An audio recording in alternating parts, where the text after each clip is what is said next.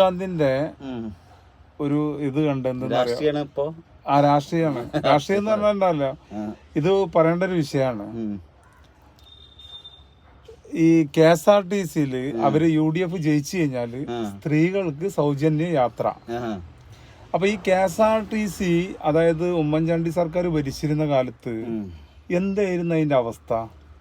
KSRTC മന്ത്രി തന്നെ പറഞ്ഞിരുന്നു അന്നത്തെ കാലത്ത് ഈ പോക്ക് പോയ KSRTC അടച്ചുപൂട്ടേണ്ട ഗതിയിലേക്കാണ് അരിയുടെ മുഹമ്മദ് പറഞ്ഞത്. അതെ, കണ്ടമാനം വണ്ടികള് കട്ടപ്പുറത്താണ്. ഇന്നും ആ വീഡിയോ ഇങ്ങനെ സോഷ്യൽ മീഡിയയിൽ കിടന്ന് കളിക്കുന്നുണ്ട്. അതെ അതെ. അപ്പൊ അതിൽ നിന്ന് അപ്പൊ അന്ന് പൈസ കൊടുത്ത് സ്ത്രീകളും ആണുങ്ങളൊക്കെ കയറുന്ന സമയത്ത് നഷ്ടത്തിലാണെങ്കിൽ അപ്പൊ ഫ്രീ ആയിട്ട് കൊണ്ടുപോകണേ എവിടെ എത്തിക്കും? അപ്പൊ ഡീസല് നമ്മൾ ഇറാനിൽ നിന്ന് വലിയൊരു പമ്പ് ഇട്ടിട്ട് നേരെ KSRTC ഡിപ്പോലൊക്കെ വെക്കേണ്ടി വരും. അല്ലാതെ എങ്ങനെയാണ് ഇത് മുതലാവുക? ഡീസൽ അടിച്ച് അതായത് പൈസ കൊടുത്തിട്ട് ആളുകൾ പോയിരുന്ന കാലത്ത് നഷ്ടത്തിലായിരുന്നു.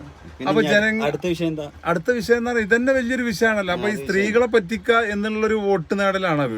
ഏത് വാഗ്ദാനം. അതേമാതിരി ഇപ്പൊ എന്താണ് കൽപ്പറ്റയില് കുറെ വാഗ്ദാനം ചെയ്ത് എല്ലായിടത്തും വാഗ്ദാനം മാത്രമേ ഉള്ളൂ. ഇതിനെ പറ്റി നേരത്തെ എന്താ പറഞ്ഞല്ലേ, കറണ്ട് ബില്ല് ഉമ്മൻചാണ്ടിന്റെ കാലത്ത് 590. അതെ അതെ, 590 600 റുപ്യൊക്കെ കറണ്ട് ബില്ല്. എടാ ഞാൻ ഒരു കാര്യം പറയട്ടെ, കറണ്ട് ഉണ്ടെങ്കിലല്ലേ ബില്ലടക്കണ്ടുള്ളൂ. മീറ്റർ കറങ്ങിയാലേ നിങ്ങൾക്ക് ബില്ലടക്കണ്ടുള്ളൂ. ഉമ്മൻചാണ്ടിന്റെ കാലത്ത് മീറ്റർ കറങ്ങിയില്ല, കറണ്ട് 24 മണിക്കൂർ കട്ട് ചെയ്യുന്നു. വേറൊരു കാര്യമുണ്ട്, നമ്മളെ LDF സർക്കാർ വലിയൊരു ചതി ചെയ്ത്. എടാ ചെങ്ങായി, എത്രയോ വീട്ടുകളിൽ ഇൻവെർട്ടർ വെച്ച് ആ ഉമ്മൻചാണ്ടി സർക്കാരിന്റെ കാലത്തെ മാതിരി തന്നെ പവർ കട്ടാണെന്ന് വിചാരിച്ചിട്ട് പൈസ മുതലായിരുന്നു. ഇത് മുതലായില്ല. കാരണം ഇത് കറണ്ട് പോണ്ടേ. ഏറ്റവും ചുരുങ്ങിയ ഇൻവെർട്ടറിന് 25,000 20,000 30,000 അതിന്റെ ക്വാളിറ്റി ഇങ്ങനെ ആ പൈസ കൊണ്ട് പോയി കിട്ടി. കാരണം കറണ്ട് പോണില്ല, പവർ കട്ടില്ല. അപ്പോ നിങ്ങള് എന്തെങ്കിലും വേറൊരു കാര്യമുണ്ട്, ഈ 590 ബില്ല് അടച്ചിരുന്ന ആൾക്കാര് അന്ന് 40-50 രൂപക്ക് മെഴുകുതിരി വാങ്ങി. അതൊരു ദിവസം കൂട്ടി ഒരു യൂണിറ്റ് കറണ്ടിനെക്കാട്ടും പൈസ വരും രാത്രി കത്തിച്ചേക്കാന്. അപ്പൊ നിങ്ങളെ വോട്ട് നേടാന് അത് ജനങ്ങളെ ഇഷ്ടമാണ്. പക്ഷെ പിന്നെ വേറെയുണ്ട്, 6000 ന്യായ് പദ്ധതിയിൽ 6000 കൊടുക്കുന്നത് കഴിഞ്ഞ പ്രാവശ്യം ആരും വോട്ട് ചെയ്തിട്ടില്ല. ഇപ്രാവശ്യം അതിനെക്കാട്ടി ഭയങ്കര വിറ്റാണ്. ഈ എല്ലാ ആളുകൾക്കും ഓരോ കുടുംബത്തിൽ എത്ര ആളുണ്ട് അത്ര ആൾക്കാർക്ക് ഇൻഷുറൻസ് പരിരക്ഷ. എത്ര പ്രീമിയം അടക്കണം പേര്?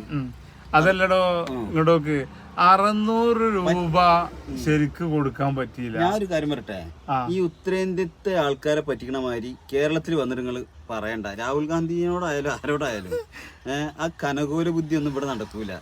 പറയണ നിങ്ങള് വോട്ട് നേടിക്കോളി, വിജയിക്കാതിരിക്കുക അതൊക്കെ ജനങ്ങളെടുത്ത് എടുക്കണാണ്. പക്ഷെ യാഥാർത്ഥ്യങ്ങള് ആ വെള്ളിമൂങ്ങ സിനിമയില് മറ്റോ പറഞ്ഞ മാതിരി വെറും വാഗ്ദാനം ഉണ്ടാവുള്ളൂ ഇങ്ങോട്ട് പോരേന്ന് പറഞ്ഞില്ലേ, എന്ത് നാരങ്ങസോട പറഞ്ഞപ്പോ അതേമാതിരി ഇവിടെ കേരളത്തിലെ ജനങ്ങളെ പറ്റിക്കല്ലേ. അതാണ് ഞങ്ങൾക്ക് പറയാനുള്ളത്. ഈ സർക്കാരിന്റെ കോട്ടങ്ങൾ പറഞ്ഞു വോട്ട് വാങ്ങിക്കോളി. അല്ല കോട്ടങ്ങൾ പറയണമെന്നുണ്ടെങ്കിൽ റോഡുമ്പോ നോക്കിയാ റോഡ് നല്ല റോഡ്, സ്കൂളൊക്കെ നോക്കിയിട്ടുണ്ടെങ്കിൽ അത് നല്ലത്, ഹോസ്പിറ്റൽ നോക്കിയാൽ അത് നല്ലത്, പാലം നോക്കിയാൽ അത് നല്ലത്.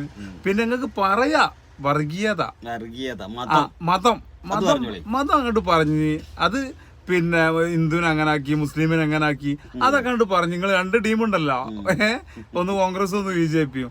അത് നിങ്ങൾ രണ്ടാളും പാടെ അതിന്മ ഒന്ന് കളിക്കാൻ നോക്കി. എല്ലാത്ത വികസനത്തിനെ പറ്റി പറഞ്ഞിട്ട് ഇങ്ങക്ക് വോട്ട് നേടാൻ പറ്റില്ല. അതിവിടെ നന്നായിട്ട് 10 വർഷം ഭരിച്ചിട്ടുണ്ട്. അത് ഇനിയും ഒരു കട്ടുംപാട വരും എന്നാണ് ഞങ്ങളെല്ലാരും ഒരു ഉറപ്പ്. അല്ലേ വാസോട്ടാ?